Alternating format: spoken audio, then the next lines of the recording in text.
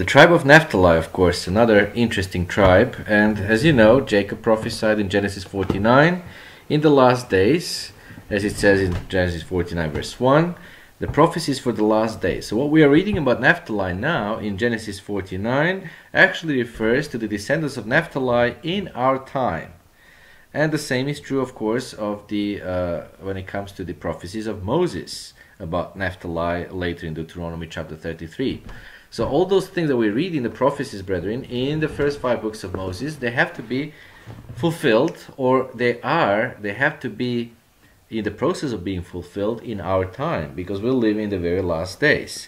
So in Genesis 49, Jacob addressed his son Naphtali, and in verse 21 he said, Naphtali is a hind, which is female deer or doe, a hind let loose. Interesting enough. This is prophecy for the last days.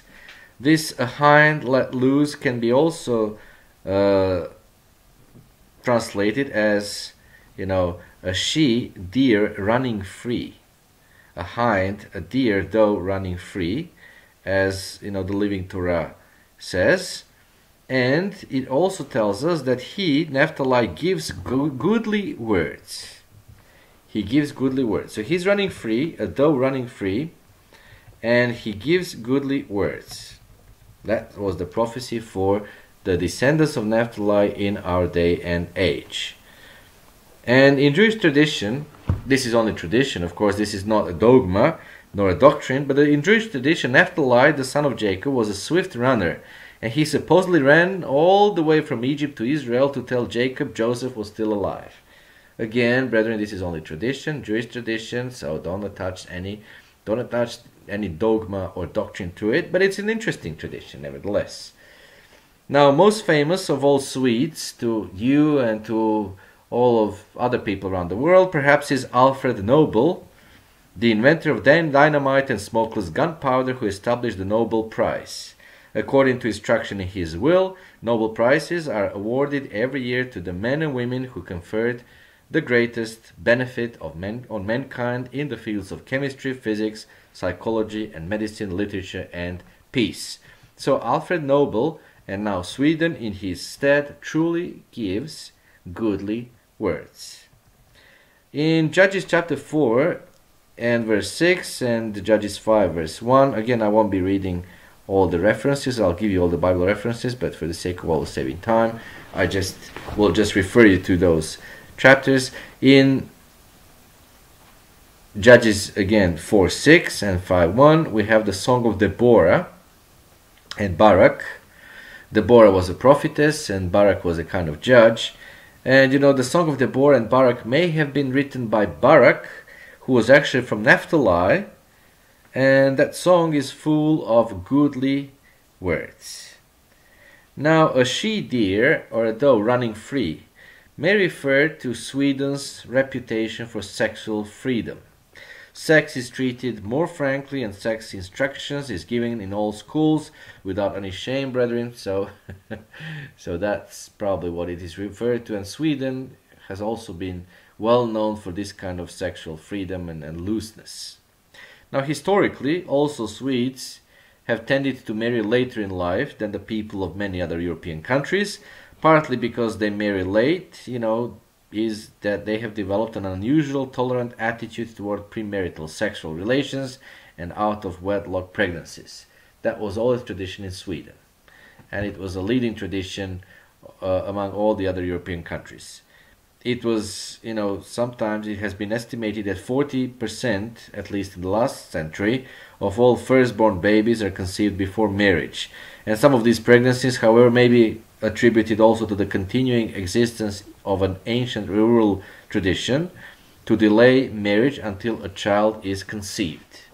So there was that tradition. In any case, again, sexual freedom and that sexual looseness, that seems to be the fulfillment of a she deer running free. However, a she deer running free may also refer to the fact that women have outnumbered men in Sweden ever since the first census.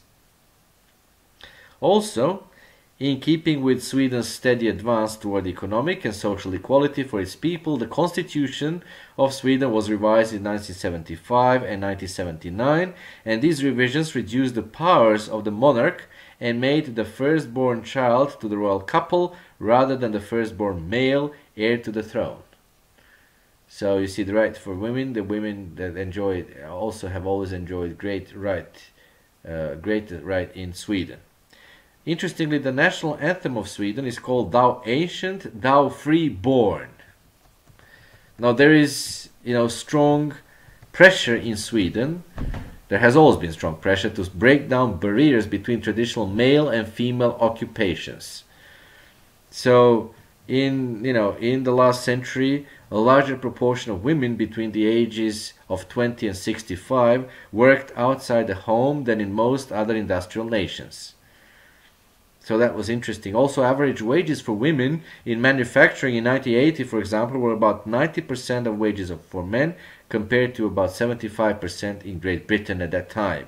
So women have also had the right to vote since 1921. There were 80 women for example, in the last century at one point. In 1978, there were 80 women in the Riksdag, basically in the Swedish parliament. And one of the, I think today perhaps they have a female prime minister, or there were several female prime ministers, which is very unusual, brethren, for the European countries, even for America. Now, even Barack, wanted Deborah to come with him, which is a sort of women's liberation. A she-deer running free could also refer to the fact that 1 out of 5 Swedes is a member of a sports club, and nearly all participants in sports are amateurs. Sweden have long been noted for their interest in physical fitness. Gymnastics are an important part of the physical education curriculum in public schools. Love of recreation is a Swedish characteristic, brethren. They're known for that. And that becomes obvious, to any visitor to Sweden, and becomes obvious to all of us who have had a chance to see Swedish foreigners come to our countries. They just do all sorts of recreation, brethren. Camping, hiking. They have those huge Swedish woodlands, and they do boating along the coast, boating on the numerous lakes. They're exceptionally popular pastimes in Sweden. Soccer or football, ice hockey, skiing, and skating are just few of the sports in which Swedish people of all ages participate. Then also they love orienteering. It's an exercise combining cross-country running and the use of a compass. Gymnastics are obligatory in school and in the military service, and many businesses have voluntary gymnastics programs. Since most Swedes are entitled to 4 weeks paid vacation a year, they have ample opportunities to indulge in their passion, for recreation. Now, Deuteronomy 33, the prophecy of Moses for Naphtali. Deuteronomy 33 verse 23, it says, O Naphtali, satisfied with favor and full with the blessings of the Eternal, possess thou the west and the south. Or as Fenton would translate it, he possesses the tides of the sea. Or, here is one Jewish translation, he shall occupy the sea and the area to its south. Now, anciently, brethren, that was the Sea of Galilee, or Kinnerath. It was an antitype of what Sweden does occupy today. Because today Sweden does occupy the sea, the Gulf of Bothnia and the Baltic, and the area to its south was owned by Sweden until 1721. In fact, Sweden owned parts of North Germany, Estonia, Latvia, and Lithuania until 1721. And no doubt, even though the political boundaries have changed, there are Swedes still living in these areas today. So there will be some remnant of the Israelites in those nations. Sadly, those 3 nations that I mentioned to you, along with Germany, Estonia, Latvia, and Lithuania, are just almost as equally Nazi-oriented or were, or even today are Nazi-oriented, as unfortunately Germans are. They still have the marches in honor to their Nazi heroes. Yes, Estonia, Lithuania, and Latvia. You barely hear it in your news, but those of us who are involved in research of the Holocaust, we are well aware of that. They were all allies to Germany in the Second World War, and many of them were guards in the Nazi concentration camps, and many of them, Estonia, Latvia, and Lithuania, did not even wait for the Germans to occupy their countries. They got rid of their Jews themselves. The particular tragedy is in Lithuania. There were several vibrant Jewish communities there. They were all basically destroyed by the Lithuanians, not by the German Nazis. So, this is sad, but it's true part of the history. Now, of all the countries of Europe, no one has a higher standard of living than Sweden. That was always the case here in Europe, and today Sweden is one of the most advanced industrial countries in the world. The reasons for Sweden's giant strides, of course, can be found in its people, its land, its industries, and its history. Now, of course, Germany is now taking over, as it has been prophesied, but in the last century, we're speaking of the last century, in the 20th century, Sweden basically had the highest living standard in Europe and elsewhere. Sweden was a paradise, brethren. Paradise when it comes to economy, when it comes to social justice, when it comes to social, overall social arrangement of their society. Well, all the Scandinavian countries more or less were like that until recently. Now the reasons for, as I said, they have got all sorts of advantages, and modern households, for example, in the middle of the last century, modern household appliances were found in nearly every Swedish home, brethren. Sweden had more telephones and radios in proportion to its population than any country in the world, with the exception of the United States, of course. Now, almost every Swedish family traditionally has had its own automobile, and many families also own one or more mopeds, famous mopeds, motor-driven bicycles.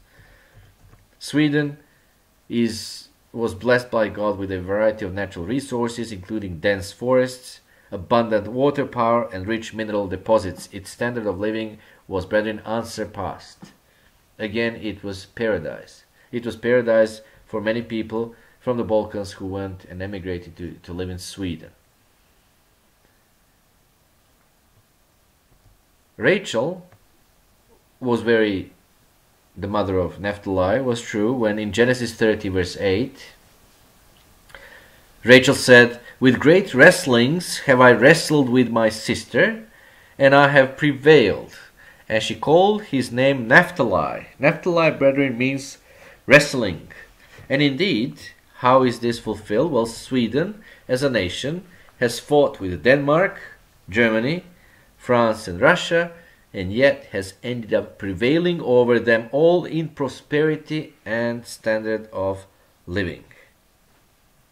So now you know and understand who are the modern descendants of Naphtali. It's Sweden.